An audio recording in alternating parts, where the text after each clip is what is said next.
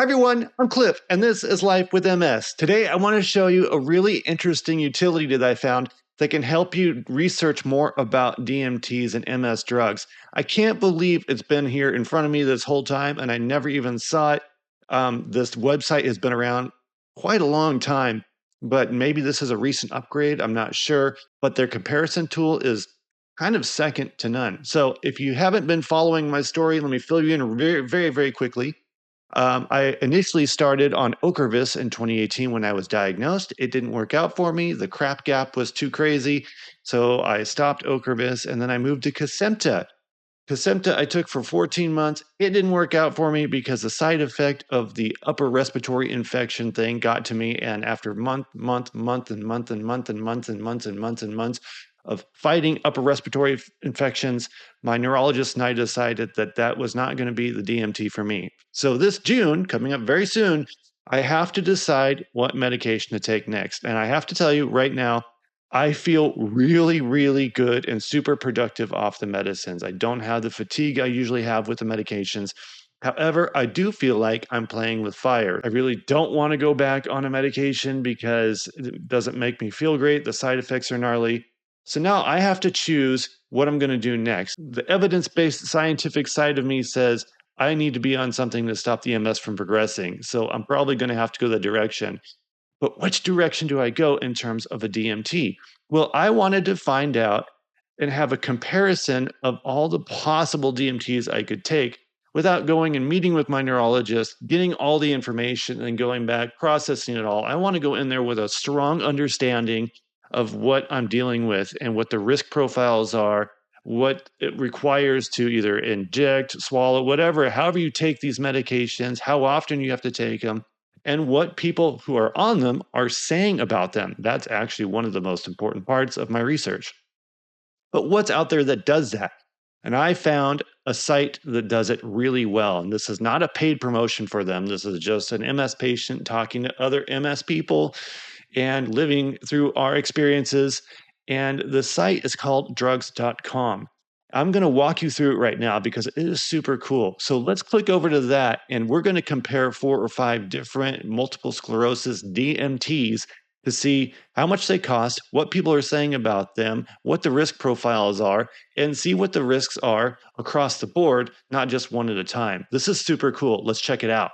Okay, so here we are on the drugs.com website, and so the first one I put in was Briumvi. I've never used Briumvi. I've never taken Briumvi. I just know of Briumvi, and I haven't ruled it out. A couple of people on my YouTube channel have said they're taking it, and as you can see here, it's got a decent rating of 8.2 out of 10 from a total of 13 ratings. That's not a whole lot of ratings, but this is a very new drug in terms of being released for multiple sclerosis, for relapsing remitting. And 69% of the reviewers said it had a positive effect, while 8% reported a negative effect. And you can view all these. We won't go through all the reviews right now, but I want to show you all the information that's available on this website because this is super cool. I love having information at my fingertips here.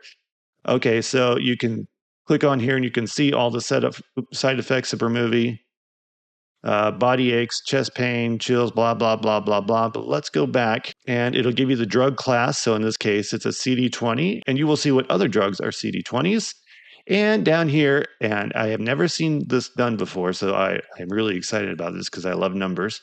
You see the quantity of the medication, the strength of it, the per unit cost, and the overall cost.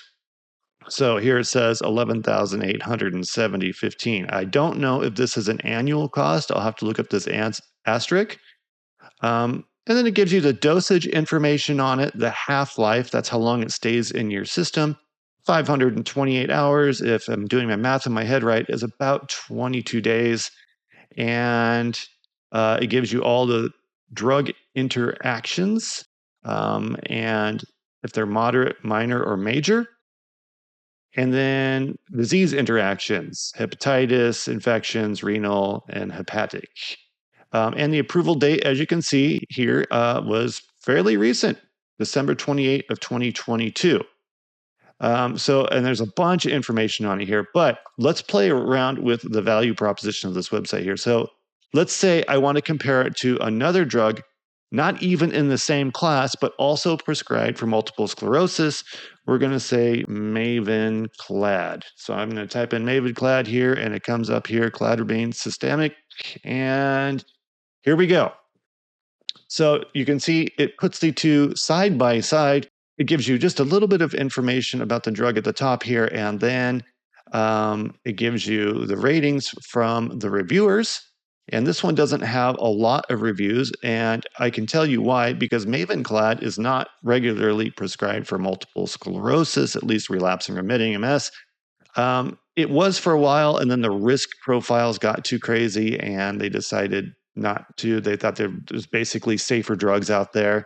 However, if you're running out of options like I am, or I think I am, a quick disclaimer, I'm not a doctor, I'm not a healthcare provider, I'm just a bald dude on YouTube with MS. So I don't know all the stuff about Mavenclad, but I do know that it's not regularly prescribed, just from what I've read. Okay, and then it tells you what drug class it is. So unlike Briumvi, it's not a CD20 monoclonal antibody drug. It is this word right here, antimetabolites. I think that's how you say it, but again, not my specialty.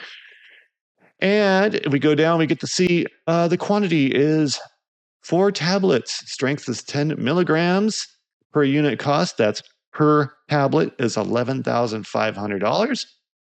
And the cost per treatment appears to be $46,000.66. And from what I know, you need 2 of these treatments over 2 years. This is an oral tablet versus an IV infusion, like Briumvi, and the half-life is 6.7 hours. And it gives you, of course, pregnancy risks, pregnancy categories listed here. And then down here on the drug interactions, again, it gives you what they know about it. And then also what I like about this is it gives you food interactions. And of course, we have our disease interactions right here. The list starts getting a little bit longer, and it gives you the approval date, which was March 29th of 2019. I want to look at something that's also in the CD20 category, which would be, let's say, Kesimpta, and it comes up right here.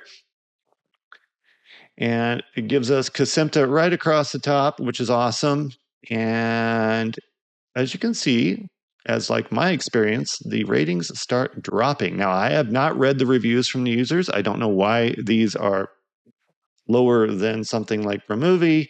I'm definitely going to dig into that. This has somewhat of a higher negative effect rating of 19%, and a 52% positive rating over something in the same class like Briumvi, which is 69% positive with an 8% negative effect. So you can see, if you were to graph this stuff, I think the picture would become clear very quickly on what people prefer. These reviews are based on people that are taking the drug, not people that are selling the drug. So that's what I put a lot of weight in. I think these are really great reviews. And of course, the number of reviews, I think, differs based on how long a drug has been approved, and also the class of drug. And lastly, we have to put in everybody's favorite, Ocrevus. And now we see over here, under the Ocrevus, the user reviews, there are many more of them. There's 176 of them. 41% of the reviews are positive, while 42% are negative. Now, that is really interesting. I'm going to dig into this and figure out why that is. You know, it's also because I think it is used a lot more than the other 3 that we have mentioned here. So you're just going to have a lot more data. So I just wanted to show you this website. Let's click back over to my mug. Here I am. Isn't that cool? I just love the amount of data that is at our hands. So I'm going to go through here, and I'm going to start, based on the user reviews, building out my preferred drug profile if I decide to go back on a drug. Now, in an ideal world, I will go into my neurology appointment next month, and he'll say, hey, you're doing so well, you may not need to go on something because you're getting old enough where that doesn't matter. However, I don't think that's going to happen. I think he's going to recommend me going on something else. And I think my subconscious brain is like, we know you feel great off of the medications, but you really need to be on something because you don't want this thing to get any worse. If you like this, I just thought it was a cool tool. I wanted to show it to you really quickly. If you're in the situation where you have to choose a new drug or you're thinking about choosing a new drug, this is a great resource to find a lot of information. Comment below if you have any other resources. I think this is a great supplemental piece to go with that conversation you're going to have with your neurologist. I know I'm certainly going to use it. Again, this is not medical advice. I'm just a bald dude on YouTube with MS. Until next time, I'm Cliff. This is Life with MS. Don't forget to subscribe, like, and share if you found this helpful. I'll talk to you soon.